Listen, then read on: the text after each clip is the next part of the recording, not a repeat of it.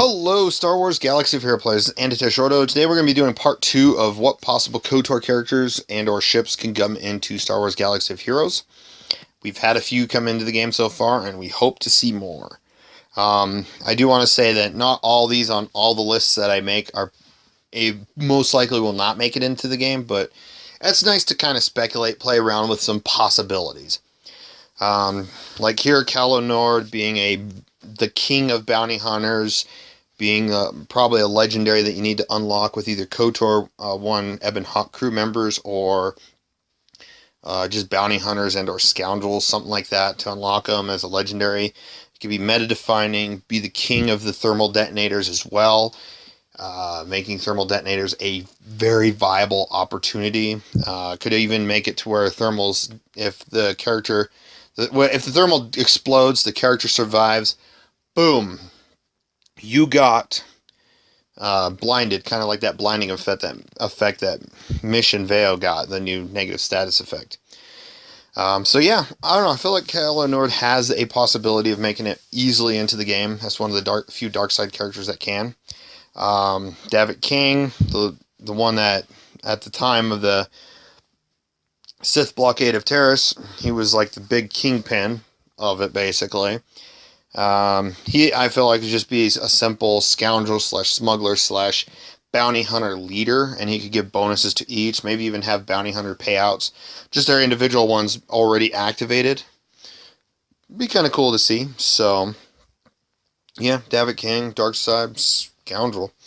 Darth Bandhan, the Sith apprentice of Darth Malak, could make it in. We'll see how that one works out, because I feel like Malak would probably be the end of it for the Sith, but I feel like they should at least add a decent amount. I feel like anytime they go to any part of Star Wars, like any movie, etc., they got to at least have kind of more of a balance. Like when they did Solo, they could have added in a couple of the other Imperial Trooper variants. But I feel like we might get some more Solo movie love, and probably maybe next year, I don't know. Sometime next year we might, so we'll see. Because I feel like Dryden Voss could come in. But Darth Bandhan, just a simple Sith apprentice to Darth Malak, could just be a 4 ability character.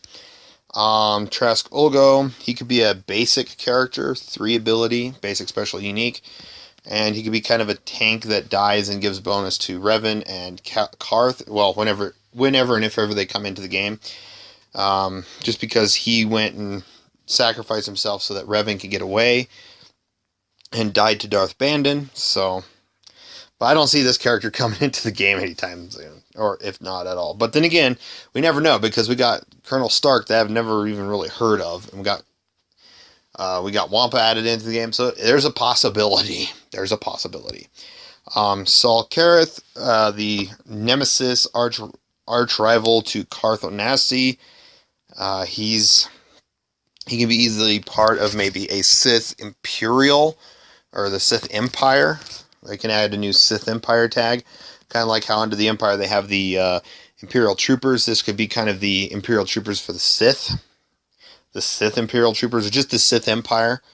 So, because there's tons of different characters you could add in that would be this way. Sith Trooper would be one of them. The Sith Soldier and Sith Commandos that I will be talking to later on this list could be some of them. So, there's a lot of possibilities. Sith officers, who knows? Juhani, I could be seeing her as a Jedi tank or attacker. Nothing much to talk about. I feel like they did choose the best Jedi other than Basila choosing Jolee Bindo, because I feel like Jolee Bindo was more of a memorable character than Juhani. She's meh, to my opinion. Hate to say that, but it's whatever. Sith Soldier and Commando, again, these easily can come into the game. They're already in the background data for the marquee event, the KOTOR marquee events we had in July, something like that. Yeah, it was July. We also, of course, the Sith Soldier does act like the Sith Trooper, but as a different skin, they could make a different style tank from the Sith Soldier versus Sith Trooper kind of thing. Chundar and Freyrlin, family members of Zalbar. We could still see a Wookiee and add-in of a faction. We could see a new faction finally making it into the game, being Wookiees. We've got 5 Wookiees currently in the game, 4 Chewbacca's, Zalbar. We could, because we're going to be going into some Clone Wars era stuff, we might actually see General Tarful, maybe another Clone Wars Wookiee or 2, maybe a rework for Clone Wars Chewbacca, make him even better. And then maybe add these 2, and then you got maybe a few good Wookiee leaders, and you got some Wookiee teams. There might be a Wookiee meta. It'd be kind of cool. See your favorite hairy best friend Wookiee companion occupying 5 spots in leaderboard. Yeah, 5 different Wookiees. There you go. That's what we need. And then finally, some people may like the idea of this. Some people may not. Sandpeople Chieftain. Why not? Yes, it would be a different style of Tusken Raider, but Tusken Raiders, Sand People, they're basically the same. They've just changed some of their outfits, so Sandpeople Chieftain could be some leader, as well as we could get a few more, so maybe down the road they'll do a, like I like to call it, a Tatooine factions, with the S at the end, pass, where they actually do rework both Tuskens and Jawas, add a few more Tuskens, add a few more Jawas. Just call it. Maybe they could add a legendary event for needing Tuskens and Jawas for the what's that? The Jedi Tusken. I'm going blank on his name right now, but you guys know from the Clone Wars era that becomes Darth Krayt. A shard jet or something. I apologize for that, but we could see that.